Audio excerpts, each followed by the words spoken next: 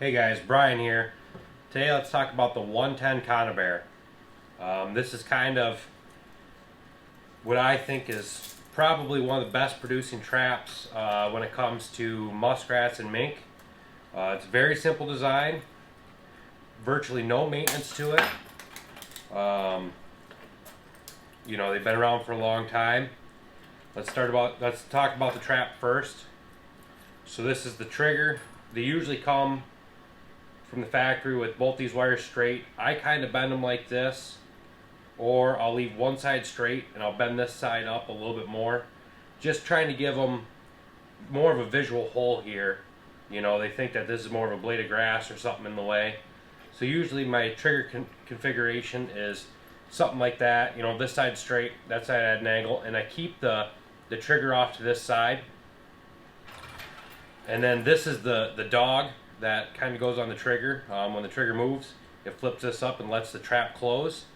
You can see there's 3 settings to it. A lot of times I'm on the inside setting. I'm setting in runs or bottom edge sets, and we'll talk about that when we go to the whiteboard. But they're hitting it hard enough that it don't matter. There is a little bit more tension on it, but it also makes it fire faster. There's more stored energy in the spring on the inside. So kind of my normal setup for these is I put a section of wire on them to tie off either to the stands or to the bank. Depends on where I'm trapped. A lot of times I just tie to the stands. The stand's not going to go anywhere. But if there's some current there and stuff, a lot of times I will tie off to the bank, just in case. But usually I don't have that issue. And like always, all of our traps are tagged. That's a state requirement. We must have our name and address and everything on the traps, just in case something were to happen. They need to find me. So yeah, I mean, the setting of this thing is very simple. The big thing you need to know is don't put your fingers anywhere between the jaws. You want to keep your hands on the outside of the jaws at all times. Like I said, a lot of times I'll slide this trigger over just like that, and that's pretty much how I set it. So we'll close that back off here, and I'll show you how I put it on the stand. So as far as the stand, it doesn't matter. You can put it in this way with the spring out. A lot of times what I actually do is I'll take the stand and I'll feed it through the hole in the spring, and then what I do is I put the D-ring up through the bottom of the stand, so it's like this. So that way the trap's always attached to the stand when the stand is in the water. And then what I'll do is, let me re-squeeze this here. Take the trigger off to the side. This is a lot easier when the stand's stuck in the water. Then all I do is I go like this. I'll pop it down on the stand. Try to get everything lined up the way I want it.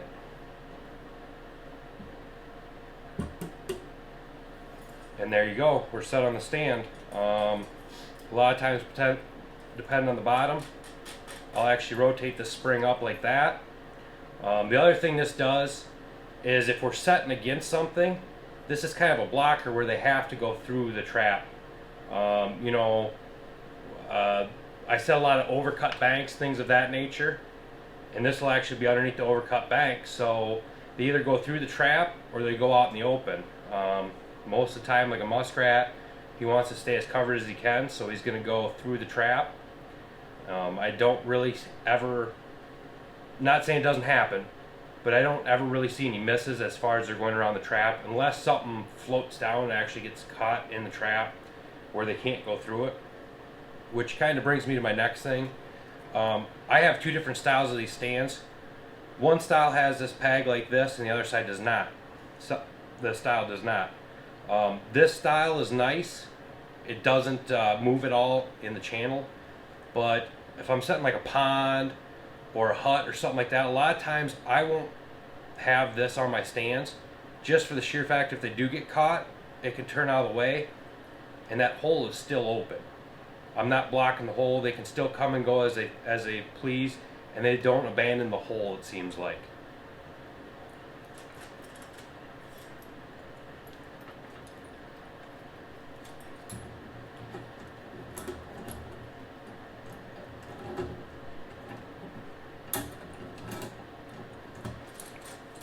Pull that back off our stand here. But yeah, that's, I mean, stand wise, this is what I go to. You know, you can use a lath. When I first started trapping, I got a piece of lath that fits between the springs. I put it on the springs and it just kind of hangs on there, and it kind of like cams itself on that lath. But ever since I went to these stands, you know, obviously they're a little bit bulkier this way than a lath, but the way I have them stacked, I'll stack these in a bundle of 12 and I'll zip tie them together. And if I go somewhere scouting, I'll just get a visualization of exactly how many 110s I plan on putting out. If I want to put 4 dozen out, I'll grab 4 bundles of these stands and I'll throw them in the truck or in the boat, depending on what kind of trapping we're doing. But the other thing I do with these stands, and this one's been used a few times so you can see that the paint's coming off, but I'll either paint them white or yellow, because a lot of times, like if I'm trapping off land and it's an undercut bank, this is all that's out of the water. So it's nice just to see this little yellow piece so I know exactly where my trap is, without having to get in the water per se. I can just kind of walk down the bank and walk right to my trap. You know, if I'm doing more of a bank trapping or pond trapping, I can just walk around the pond. Yep, there's my yellow thing. You know, I can either visualize down in there, the trap's in the right spot, there's nothing in it, we'll check her again tomorrow.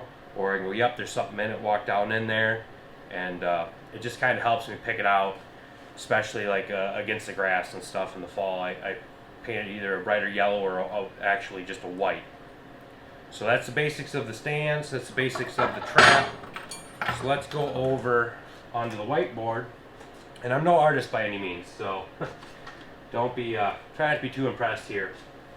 But the first set that I want to talk about, and this is a set, you know, around here I've done some road trapping, and when it was profitable it was awesome because it's just so easy. Just bridge to bridge is basically what you're doing, bridges and culverts. And so the first set is like a hard face bottom edge set is what I call it. And a lot of your bridges will have a wall on each side, and then the bridge will go straight. You know, and it ends up making, you know, so let's just say that this is the wall here, you know, and then our water line's here. What I'll actually do is the trap will go down here on these bottom corners, and what happens is the muskrats will swim along the bank and then along the wall and then get back to the bank. So if you're set on the corners, as soon as they come out of back behind this wall, they're actually going to swim right through the trap. Depth wise, you know, if the water's only 6 inches deep all the way to the bottom, you're going to catch, you know, most of your muskrats and mink. You know, but if it's 12 inches deep and you set all the way to the bottom, you have a higher chance of catching a mink than a muskrat. A muskrat, a lot of times, they'll go along the top, you know, so they can see what is above them as they're swimming, where a mink will swim along the bottom because there's more food for him on the bottom than there is on the surface. So depends what you're going after. I normally set on the bottom. I try to find ideally where it's a little bit shallower so that I can kind of be both species, you know, for my sets. But if it's say 8 inches deep, you can actually lean a stick across the trap from the outside towards the wall, and it'll actually force the muskrats to dive. But again, once you get deeper water, say 12 inches of water or deeper, if you put that dive stick, you know, you have to put a couple of them, and at that point they will just swim around it because it's more of an obstacle than it's worth for them. But like I said, there's kind of just my normal corner bottom edge set. So the next common set that I see, and everybody's seen it, where the creek bank is nice and straight, but there's a little nub that sticks out. And that water flows back up underneath that bank, and it's completely shielded from everything else. You know, it's kind of like this. Well, that muskrat and mink, they're going to come down this bank and they're going to go right underneath and keep on coming out. You know, the water's actually washing up in there. I'll set, you know, something like this where I'll set right here. And it don't matter. You know, there's not that much of a difference if you set bottom or top. But usually what I like to do is I like to set on the upstream side of a feature like this. Now, I haven't seen much difference setting upstream or downstream. But what I have noticed is if a rat or something comes in here and there's a little bit of a feed bed in here, and you set it on the downstream side, I've caught sticks, you know, little chewed off sticks about that long, and there's a feed bed right here. You know, so if I set on the upstream side, I got less of a chance of that stuff getting down into my trap. So that's just kind of, you know, how I gauge it when I set something like this where it's an undercut bank. I'll cut up right here on the upstream side, you know, and that's kind of the same thing. Bottom edge, a lot of times, you know, you're dealing where the water slopes up. There's a lot of times when I make that set, that trap's only halfway in the water, and I think that's just fine, because a lot of times their legs, when they fold them and they're swimming, they're barely skimming off the ground. You can actually see there'll be like a gray haze when the water's clear of where they're swimming, you know, and that's, anytime you see that gray haze, you know that's where they're running, and that's where you're going to want to set a 110. Now, the other big set that I see a lot is, you know, let's say that this is our bank here, and this is all water. Rather than the hole being, you know, up here at the bank, like this, a lot of times they'll go into, you know, 8 inches of water, and then they'll put their hole in, and you'll see there'll be like some gray, silty mud pushed up here. And that's where they're actually going into their dens, you know, on a normal, like, say, muddy creek bank. And even in a pond setup, a lot of times you'll look out in that pond and you'll see just a little half moon from the top, and it's all gray from there on out, and that's where they're coming in underneath the bank. And nuisance control wise, a pond owner, if they say that they got muskrats in their pond, this is what you're going to want to be looking for, because them holes will begin going into the dike, and it can be detrimental to kind of the livelihood of the pond in general. You know, it doesn't take much for them to, you know, burrow back until they hit rock. Well, now that water found a way to get out via going through the hole and into the rocks. So what I like to do is I set that 110 kind of right where the silt drops off. You'll see it, that silt will actually kind of look something like this. You know, from like a side profile view, it'll look like this, and then it'll drop off into the hole. You know, and the hole's right here. Let's just say your hole's right here. That silt will drop off into this hole, and I like to set it kind of right after that drops off, but before it really starts climbing back up.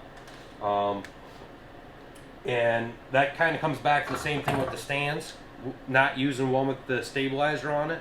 So when you do catch them, it swings out of the way. But the other reason why I like to stay back about 4 inches is if you do catch one, they can still come and go, because as soon as they desert this hole, you know, let's say you know, you're trapping a pond, you're trying to do some nuisance control, and let's say you found 10 of these holes, and the first night you caught 10 muskrats, but you blocked the holes.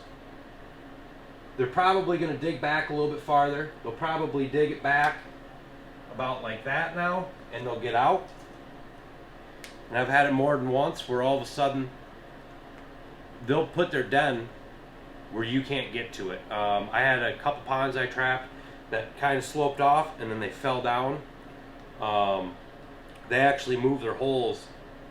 They really only moved them in about 3 more foot, but it was about this deep on me there, and you just can't really trap them there. It's just more of a headache trying to get in there safely, not fill your chest waders up. So ideally, when you're trapping ponds and things like that, nuisance control, try not to block their holes, because they'll just make them where you can't get to them. Now the next big set, and I don't get to enjoy this kind of trapping a lot, but when I do, I really enjoy it. You get on like a slough, a swamp, some kind of marsh system, and you'll see the muskrats actually have their own huts, their own push-ups. And right below the water level, they'll have their entrance for the hut. Now you get into a big marsh, things like that, they're gonna have multiple holes possibly around them. But you can tell from the mud which one is their main one. It's kind of the same thing as the pond. You know, if they have, say they have 3 holes, you could set all 3 holes, and you know, you're probably going to do pretty okay. They can't get out without going through a trap. But if they do get out, they run the risk of abandoning this hut. You know, if you got 3 incapacitated rats and a 110 in front of the hut, they're not going to enjoy that, and they're probably not going to come back. So what I like to do is I like to find the one with the most silt, the most gray silt out the front of it, and that's going to be where I set my trap. That's going to be my trap location. I'm going to set my 110 right here in front of the hole, and I'm going to keep it pretty tight. They have other ways in and out, and I'm going to set this until I come out to check it and I don't catch a muskrat, and I'll walk around the hut, and maybe they're using one of the other entrances, you know, more steadily now, and you'll see it in the dirt. You know, you'll see the fresh runs in the dirt, and I'll pull this trap here and I'll set it to the next one.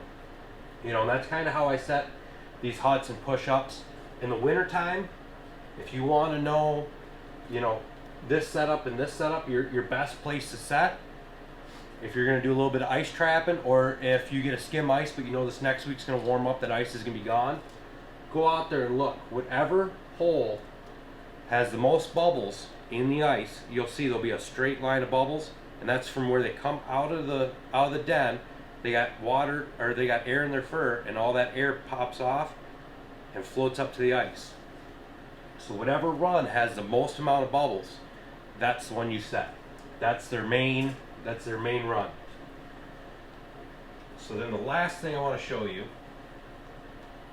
and it's similar to this set, and this is the majority, when I'm river trapping, this is the majority of the muskrats that I catch, are the bank is nice and straight. It's not a high erosion bank. It's not anything like that. You know, it might be a 4-foot tall bank though. You know, it might be a nice square 4-foot tall bank. And what happens is either a tree falls in here, the stumps right here, or let's say some farmer had a bunch of concrete and he dumps that in there, or it kind of washed away, they're planting right up against the field, but there's this one piece, solid object, all the way to the bottom, no way around it. I'm going to set my trap on the outside, so this is the stream side here. So this is all stream out here, bank. These are your obstructions, whether it be concrete, a big stump that slid down in there, or a piece of dirt that never got washed out. You know, that could look something like this. You know, your bank's straight, and they're just things that look like this. And right here's where I'm gonna set the trap. Right on the outside, the stream side of, you know, this is where the water's going. It goes around it. And that's how the muskrats and mink are going to swim around it. They're going to follow the water. If the water hits it and can't go anywhere, they're going to do the same thing the water does. They're going to go down and around it, down and around it. So I'm going to set on the front side point of all these. And it kind of comes back to this. I'm going to set them on the bottom edge.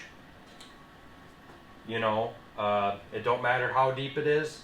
I'm going to set on the bottom edge. And if I need to, I'll put a dive stick. Or I've done it before that, you know, I'll take these and I'll only put it in the dirt that far, you know, and I'll get this up. And actually what it does is make more of an obstruction at the bottom. You know, I might only put it that deep in the ground. You know, if it's a real steep drop off kind of deal, where this side just barely touches so it don't turn, I might only put that, you know, that deep in the ground over here. and it makes more of an obstruction down here, so now the mink's actually going to be swimming up off the bottom. Rather than making the muskrats come down, we're going to make the mink come up a little bit. We're going to kind of meet them halfway. You know, and that's kind of the common thing when you're trapping, you know, creeks and rivers. There's going to be a nice straight line bank, just straight as can be, and then there's just going to be this little object, a big boulder, a little piece of bluff, like I said, a tree root ball, something like that. That's all silted in, that they have to swim around. And what you're going to want to do is keep on the front edge on the stream side, because when they hit that, they're going to hurry up and go around to get back into cover. And you know, that's the beauty of this 110.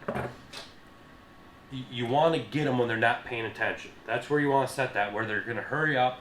I need to get out, I need to get back in, and that's where you're going to tie them up in that 110. So this is kind of an overview.